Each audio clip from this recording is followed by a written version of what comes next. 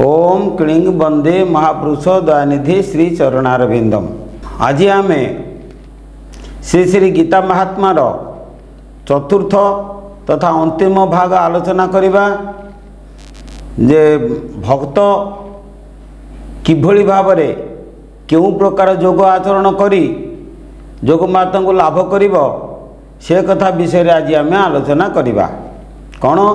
ना धरिण प्रणव गांडीव जीव बसई जोगे प्राण तीर जोखी इंद्रिय वृत्ति छेदिव आगे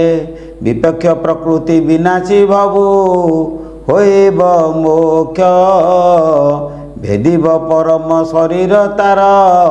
चरम लक्ष्य प्रथम इंद्रिय वर्ग को देखी मोहजन मेरे देखी मोहजन में युद्ध न करिण विवेक निर्दे सरे न गमे छाड़िबा इंद्रिय लालसा मणे बड़ कठिन रे मणे बड़ कठिन तिनी लोके नाही पदार्थ तार तो शिव मन गुरु भावग्राही से बेले जानी शिष्यर मति रे जानी शिष्यर मति रथ को विवेक सड़क धीरे धीरे चलांती एही ठारू हुए आरंभ मोर अमृत बाणी रे मोर अमृत बाणी पान करे सुज्ञ सुजन सदा सद्गुरु चिनी। अर्थ गीता ज्ञान लाभ करने लगी जीवात्मा बा भक्त इच्छा कले प्रणव रूपक गांडीव धनु धारण करी योग कर्म रे ब्रती हेबा उचित।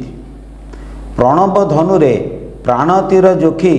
इंद्रिय वृत्ति को छेदन करिबा उचित। अर्थात ओंकार रूप गुरु मंत्र रे तार मन प्राण और हृदय को संजोग करी बसी रही इंद्रिय वृत्ति को निवृत्त करिबा उचित। कारण तार अंतिम लक्ष्य होउछि विपक्ष प्रकृति को विनाश करी मोक्ष लाभ करिबो एवं परम गति प्राप्त हेबो। भक्त जेतेबेले सद्गुरुଙ୍କ आदेश पालन करी योग कर्म आरंभ करने को उद्यम करे सेतेबेले से प्रथमे इंद्रिय भोग्य पदार्थ को छाड़िबा को अनिच्छा प्रकाश करे। मद मांस पियाज रसुण आदि आमिष प्रति तार मोह थिबारु से ताहाकु भक्षण न करने को इच्छा करे नाही। सांसारिक भोग विलास त्याग करने को तार मन हुए नाही। मन आध्यात्मिक दिग को अग्रसर मध्य हुए नाही। तेणु से सद्गुरु दत्त मंत्र स्मरण करने को इच्छा प्रकाश मध्य करे नाही किंबा विवेक निर्देश मानिबा को प्रस्तुत हुए नाही। से भावे तार सही इंद्रिय भोग्य वस्तुर लालसा छाड़िबा अत्यंत कठिन। तीन लोकरे एपरी पदार्थ नाही सही पदार्थ ठारू आउ अधिक आनंददायक वस्तु मध्य नाही जहाँ तार मन को संतुष्ट करि परिबो। मात्र से जो सद्गुरुଙ୍କ चरण स्पर्श करिछि से जानी नहीं जे से होउचंती अंतर्यामी पुरुष। से समस्तंकर अंतरर कथा जानी पारंती। सद्गुरु शिष्य को श्रीचरण तले आश्रय दे चुप होई बसी रहंती नाही। गाईआला जेपरी पड़िया रे गोरु छाड़ी देई ता उपरे लक्ष्य रखी जगी बसे सेहीपरि सद्गुरु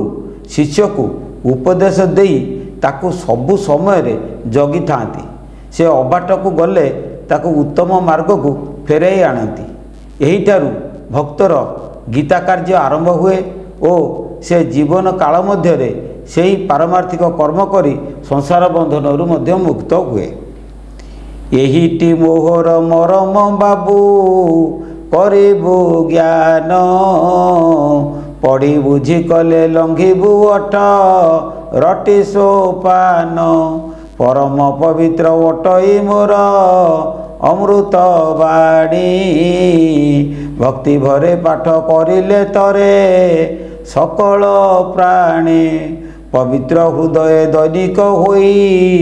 भक्ति जूत धीरे धीरे पाठ करिबु स्थिर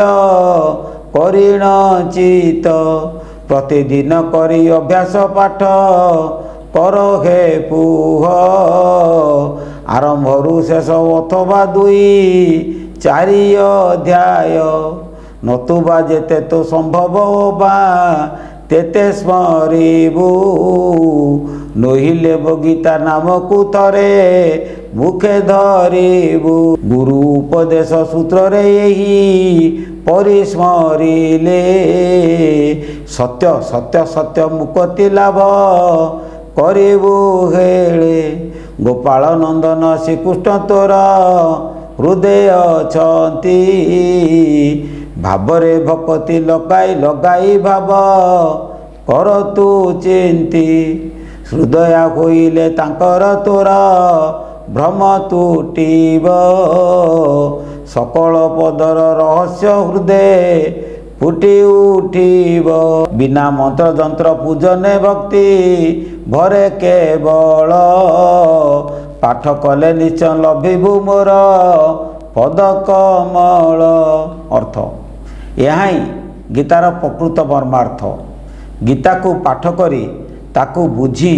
तार उपदेशावली को कार्य रे लगाइले समस्त जोग तत्व को आमे जानी परिबा गीतार बाणी गुड़िक परम पवित्र अटे ताकू भक्ति सहकारे पाठ करि पारिले समस्ते भवसागर रु तरी जिवे गीता पाठ करिवार कौशल हैला दैनिक शुद्धपूत भाव में पवित्र हृदय मन स्थिर करी पाठ करने को हुए प्रतिदिन पाठ कले अशेष फल मिले आरंभरू शेष पर्यंत किंबा 2-4 अध्याय नचेत जेतिकी संभव सेतिकी पाठ करने को हुए जदि सेतिरे कहीं असमर्थ हुए तेबे गीता गीता गीता 3 थर दिन में थरे उच्चारण कले अशेष फल मिले सद्गुरुंक उपदेश सूत्र द्वारा यहीपरि स्मरण कले मु त्रिबार सत्य करी कहूँ तू निश्चय मुक्ति लाभ करिबु गोपाल नंदन श्रीकृष्ण तोर हृदय रे अछंती तांको भाव रे बसीभूत कर तांकर हृदय हेले तोर भ्रम दूर हेब समस्त पदर रहस्य तोते जना पड़िबो गीता पाठ करिबारे मंत्र जंत्रर आवश्यकता नाही केवल भक्ति रे पाठ कले भगवान को पदकमल लाभ करिबु एथिरे तिले मात्र संदेह नाही इति श्री गीता महात्मा हेबे हेला संपूर्ण बोले विश्वम्भर सुजने सदा कर स्मरण बोले विश्वम्भर सुजने सदा कर स्मरण बोले विश्वम्भर सुजने सदा कर स्मरण आज